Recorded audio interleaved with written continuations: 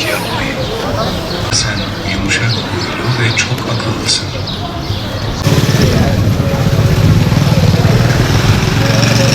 Şimdi öncelikle tabii her şeyin başı iletişimdir. İnsanlar iletişimle vardır. Toplumlar da iletişimle vardır. İletişimin en yoğun yaşandığı dönemde aslında çok yoğun da bir dezenformasyon vardır. Özellikle toplum olarak ve birey olarak çok yoğun dezenformasyona maruz kalıyoruz. Bu da kişide umutsuzluk, mutsuzluk ve yani toplumda kopuş getiriyor. Aslında iletişimin en yoğun yaşandığı bir çağdayız. Her şeye çok kolay iletişim yoluyla ulaşabildiğimiz bir çağda iletişim eksikliğinden dolayı toplum intihara sürükleniyor.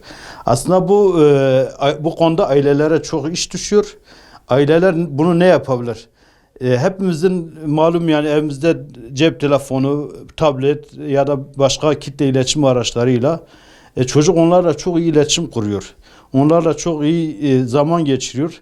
Ama ailelerle zaman geçirmiyor. Ve aileyi de dinlemiyor.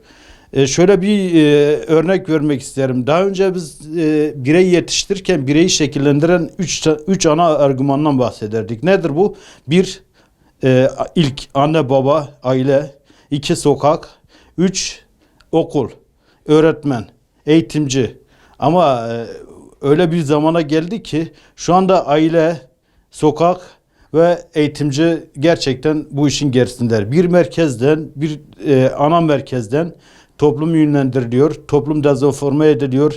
Yani öyle bir bakıyorsun ki özellikle sosyal medya, burada sosyal medyadan geçemeyeceğiz. Yani sosyal medyada o kadar dezenformasyon yapılıyor ki onu yapan insan, sosyal medyayı takip eden insan umutsuzluğa düşüyor. İletişim eksikliğinden dolayı da aileye karşı da bir şey ifade edemiyor. Bu bir ana etken. Bir de kapalı toplumun getirdiği bir sıkıntı var yani.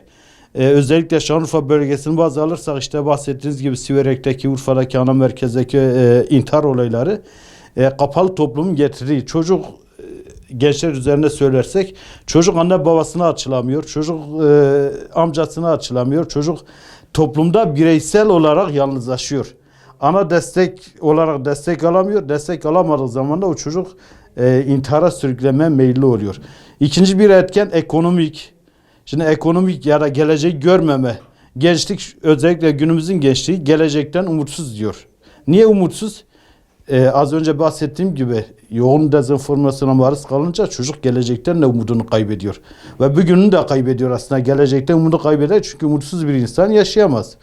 O yüzden öncelikle aileler yani elbette ki bundan tamamen koparamaz, bundan tamamen arındıramaz. Ama mümkün olduğu kadar çocuklarıyla daha iyi iletişim kursunlar. Birebir iletişim kursunlar, çocukların dertlerini dinlesinler. Burada tabii ki yetkililere de çok önemli görevler düşüyor. Onların da üzerine düşen görevleri özellikle eğitimciler aracılığıyla çok iyi yapmaları lazım. Burada eğitimcilerimize de özellikle hocalarımıza da iki kelime söylemek isterim ki eğitimcilerimiz lütfen ama lütfen çocuklarla birebir ilgilensinler. Çağın getirdiği bu zorlu yaşamı en iyi bilen onlardır. Belki birçok ailemiz eğitim konusunda bu işe vakıf değildir. Ama eğitimcilerimiz bu işe vakıflar. Onlara çocukları çok iyi bir şekilde bilinçlendirsinler.